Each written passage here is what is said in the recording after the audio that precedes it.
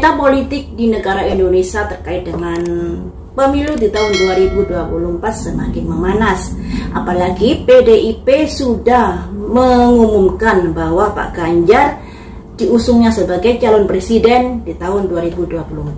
Dan dari Gerindra juga begitu, menyalonkan dari Pak Prabowo sebagai presiden didukung oleh beberapa partai.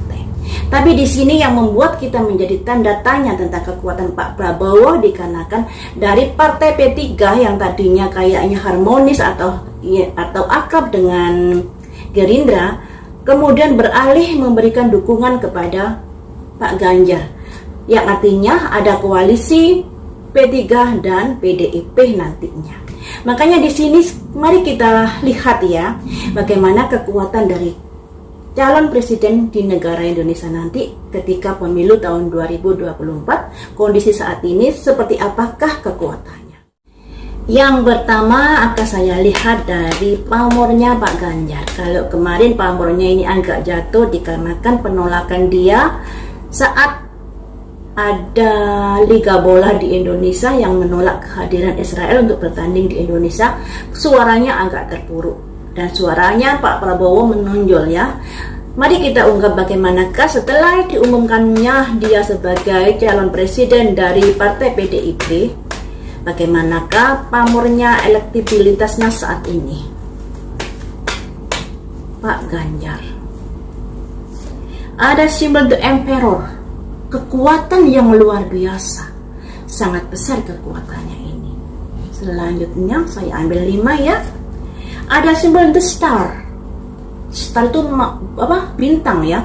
Kita kalau berbicara tentang bintang pastinya ada sesuatu yang bisa sukses, yang bisa hari esok lebih baik, yang bisa apa yang diwujudkan atau apa yang dicita-citakan bisa tergapai. Selanjutnya The Moon. Tapi tetap ada kekhawatiran, ada was-was dan lain sebagainya. Kemudian ada simbol The Sun, matahari bersinar, hari esok yang lebih baik, lebih cerah.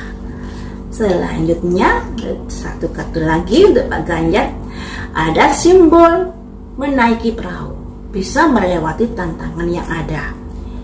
Yang artinya seperti ini ya teman-teman, untuk posisi Pak Ganjar ini sangat luar biasa, sangat bagus sekali.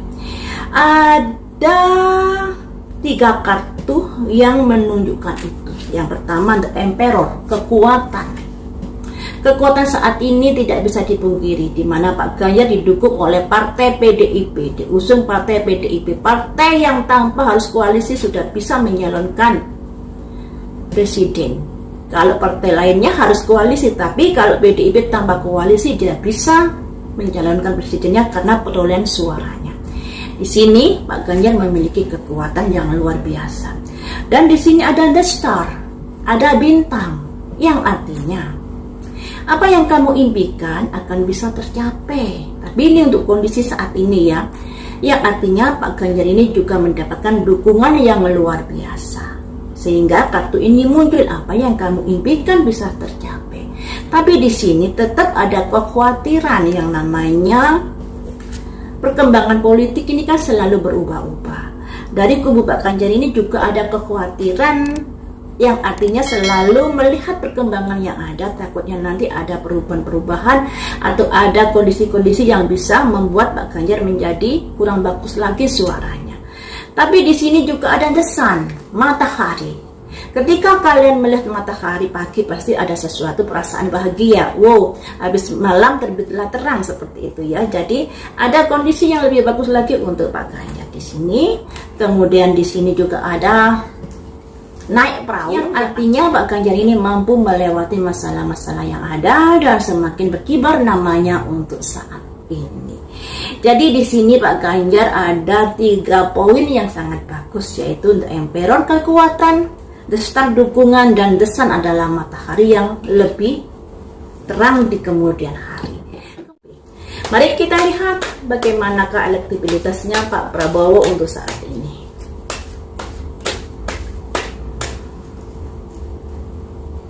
Ada simbol justice, keadilan. Selanjutnya Ada simbol the wheel, roda berputar.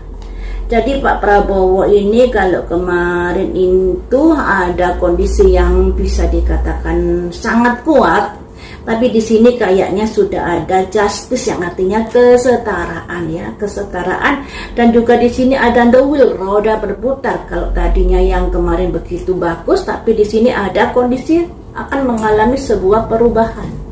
Kemudian bagaimana kalau kondisi Pak Prabowo? Ada kerja tim di sini berusaha untuk berkoalisi atau berusaha untuk menghimpun suaranya. Ada simbol ratu bawa pedang yang artinya sebuah keputusan yang harus diambil. Keputusan ini tentunya sangat vital untuk Pak Prabowo dalam mencalonkan diri sebagai presiden. Selanjutnya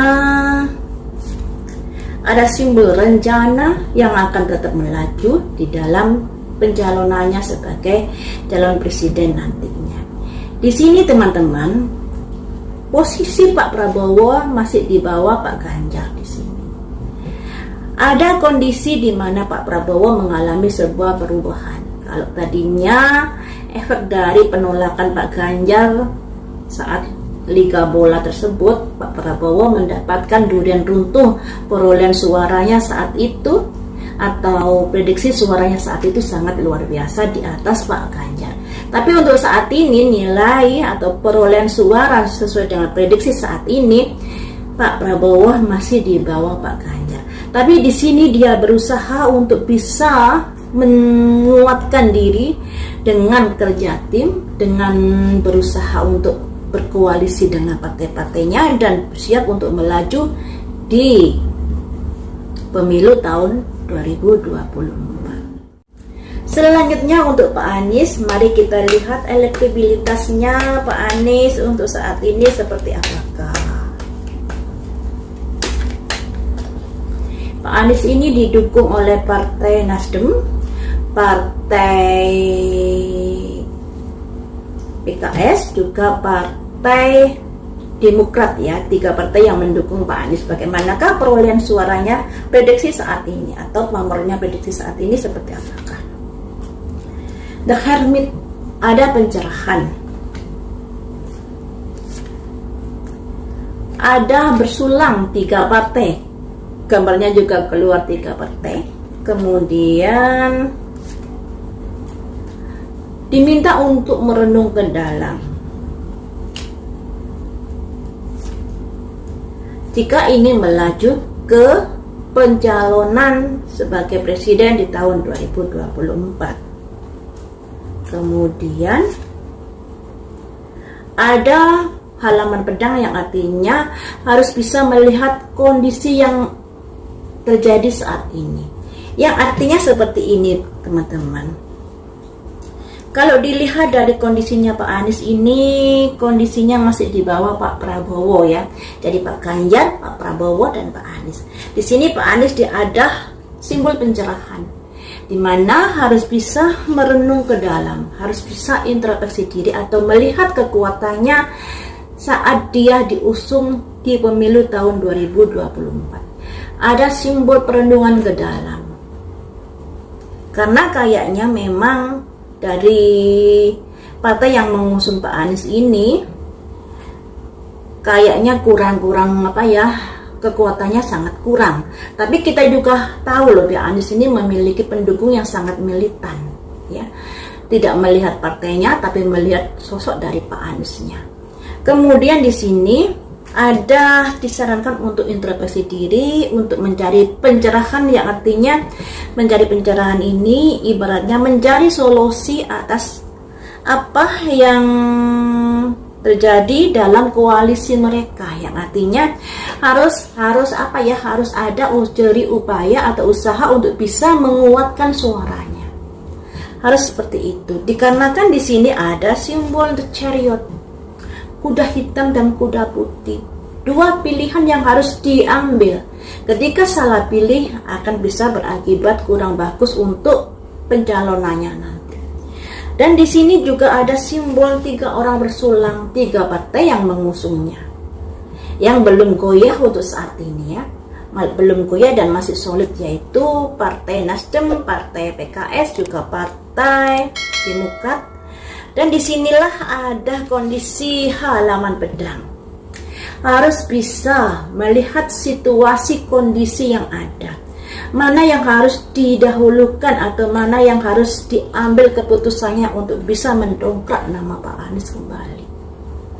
Karena di sini kayaknya Pak Anies ini suaranya masih adem ayem dibanding dari partai, maksudnya dari Pak Ganjar yang langsung duar kartunya begitu bagus, dari Pak Prabowo yang sudah mulai ada kegoncangan tapi tetap bertekad untuk melanjutkan sebagai calon presiden di tahun 2024. Kemudian dari Pak Anies nih agaknya kurang-kurang ada goyangan sehingga adem ayem dan perlu adanya gebrakan di sini. Perlu adanya gebrakan untuk bisa memunculkan namanya kembali agar lebih bersinar lagi, agar lebih dikenal oleh masyarakat lagi dan lain sebagainya, sehingga bisa bersaing dengan Pak Ganjar dan Pak Prabowo. Seperti itu ya teman-teman untuk kondisi elektabilitas dari Pak Ganjar, Pak Prabowo dan Pak Anies. Tapi prediksi ini bisa berubah ketika dari masing-masing sudah mengumumkan siapa calon wakil presidennya. Karena nggak bisa dipungkiri calon presiden ini sangat-sangat vital untuk mendongkrak namanya. Menurut prediksi saya kemarin dari Pak Ganjar, dari PDIP-nya kayaknya ada perencanaan untuk mengusung Pak Sandiaga Uno. Tapi itu juga bisa berubah karena prediksi saya kemarin itu hanya prediksi untuk Pak Mahfud sama Pak Sandiaga Uno. Padahal kalau Pak Ganjar bersanding dengan Pak Mahfud ini akan perolehan suaranya semakin meningkat. Tapi kayaknya tarik ulur di dalam partai PDIP untuk mengusung Pak Mahfud MD.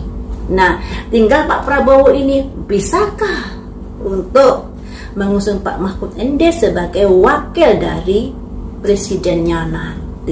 Karena kita juga tahu Pak Mahfud MD ini tidak ikut partai, tidak ikut kader partai, sehingga tentunya itu juga harus ada kelegowoan dari partai-partai yang berkoalisi untuk bisa welcome kepada Pak Mahfud MD untuk dicalonkan sebagai wakil presiden, seperti itu. Tapi kalau bisa menggandeng Pak Mahfud MD, saya rasa suara Pak Prabowo akan bisa lebih duar lagi, lebih greget lagi dibanding saat ini.